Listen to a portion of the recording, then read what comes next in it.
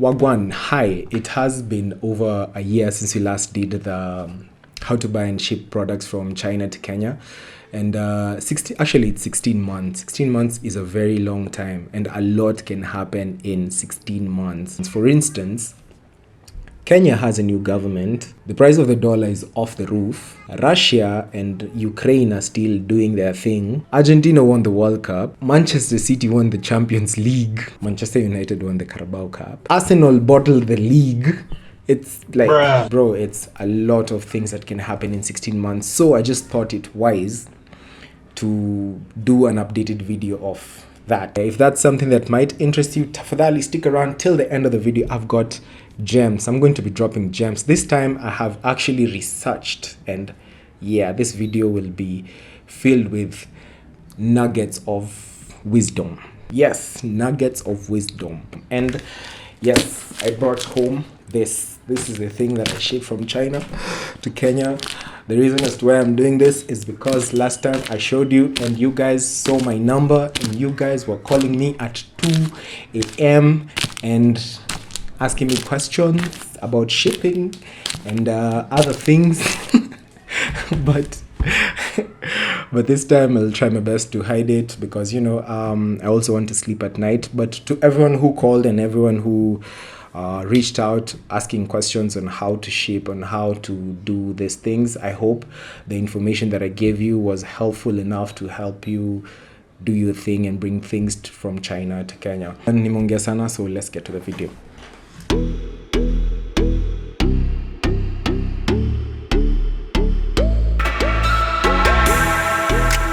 Buying things on Alibaba is not as complicated as people make it seem, and it's not as easy as it appears. So you have to find a balance between the two. Here is where we talk. Let me ask you a question. Do you want to buy products from China to Kenya? Here are some of the questions you should ask yourself. 1, is it available in the local market? If it's available in the local market and you only want to buy things for personal use, I would suggest that you shouldn't buy things from China because, there's shipping fee, chance that you're going to get conned. There's a lot of things that are risky if you're buying things from abroad and bringing them to Kenya. Then comparison, like price comparison. How much are they being sold in China and how much can you get them here? If you're buying them in China, you'll have to wait for a few days or a few weeks. Well, if this thing was sold in Kenya, I would have just gone and got it or just ordered it from Jumia and get it within 3 days. But this thing, in my case, was not there. Sawa. Then, number 3, you have a risk of receiving substandard goods. Sometimes it happens.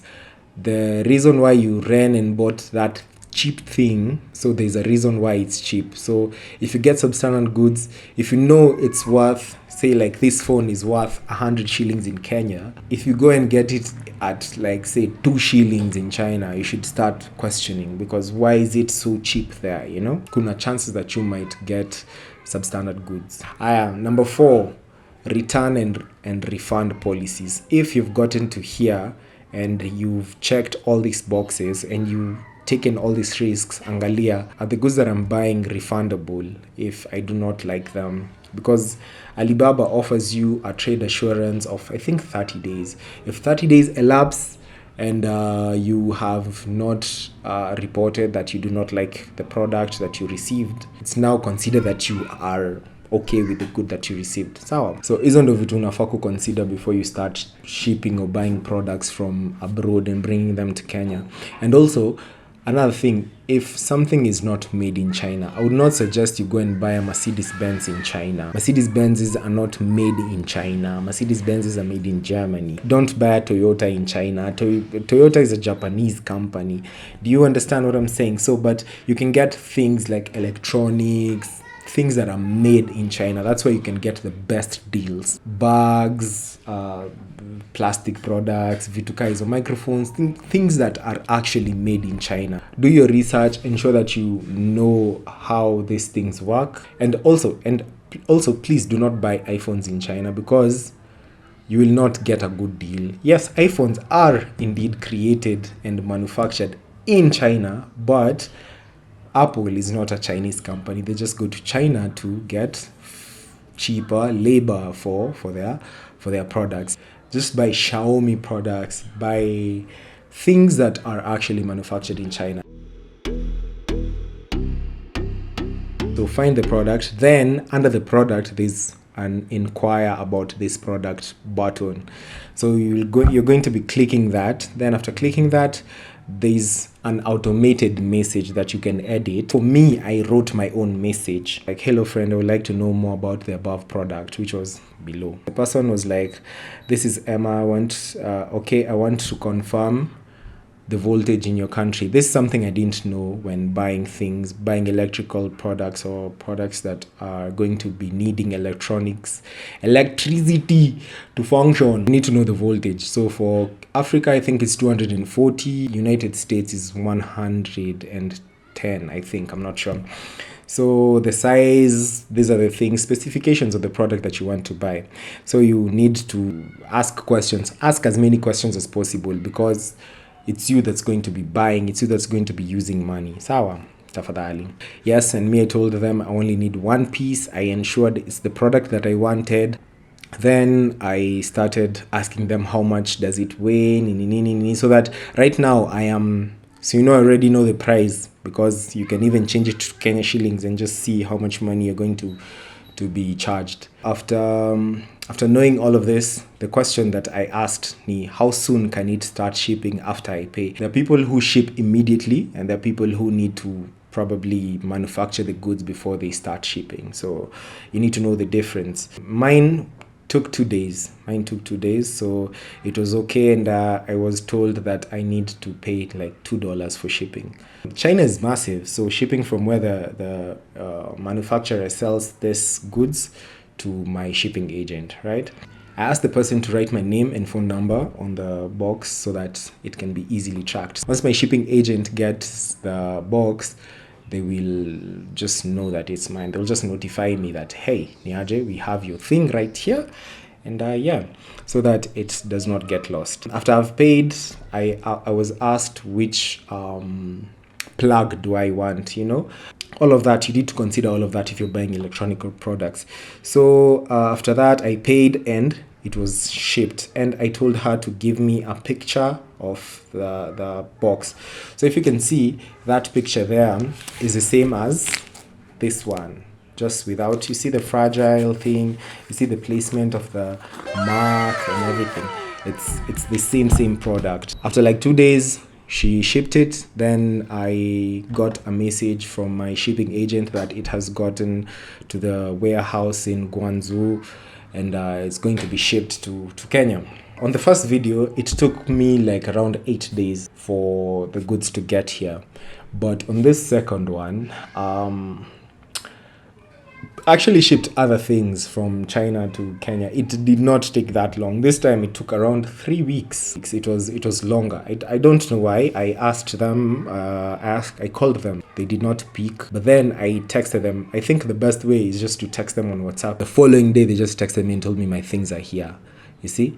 Yeah, so I'm not sure if it was already here or if ilifika tu immediately after I texted them, because it has taken longer than I expected. I was not complaining, I was just concerned.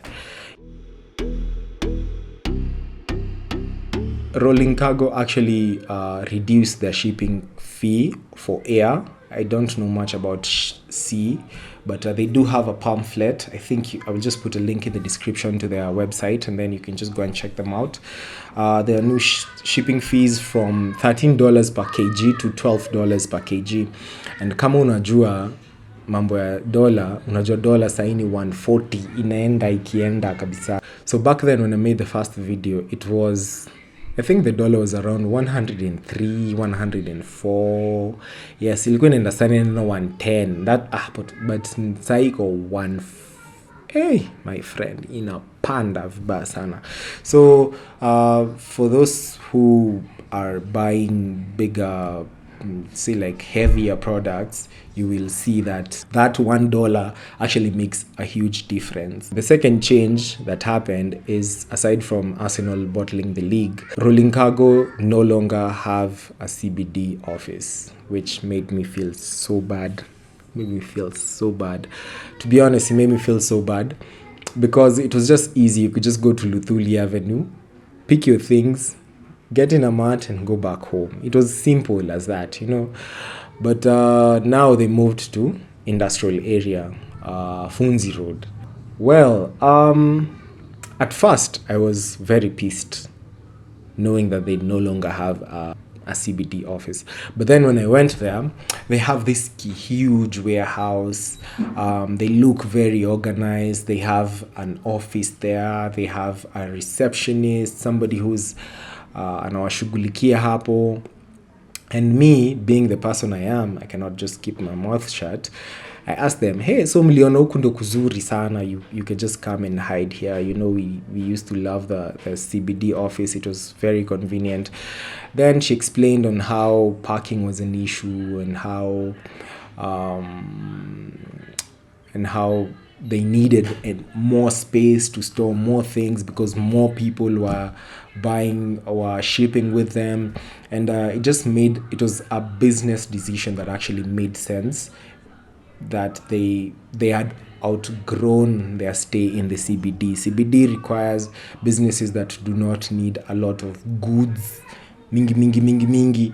So yeah, I actually understood them, and I am very happy to see the growth of rolling cargo from that car office in town to a huge warehouse. I don't know why I even forgot to record that warehouse, but it looks really nice. If you go to ship with them, you will definitely see it. It looks really nice, and the reception is as good as always. I think they handled my goods with care, but there is a kakinini here. I hope it's not broken because we are going to be unboxing it badaye, I think, on another video. So that is it from this new updated video. You are required to pay the same day you are sent the message. So if Rolling Cargo send you a message and tell you that you need to pay an X amount, please pay that day, because right now vile dollar inaenda kipanda juu, you may have to top up some money. For you, you'll also get a better deal if you pay immediately. Yeah, I think that is it from this video. I will see you on the next one. It has been lit, it has been fire for everyone who's here because of the previous video. Shukran sana for everyone who's been here. I can't thank you enough. And I've just seen that YouTube has actually reduced the threshold to monetization and enjoying at least some of the monetization benefits. I am looking forward to getting to that 500 subscribers and I think 3,000 watch hours. I had gotten to that but kitambo, but that video already ishako over 12 months old. But we'll just see what happens. It has been late, it has been fire. My name is Roxil, and I'll see you on the next one.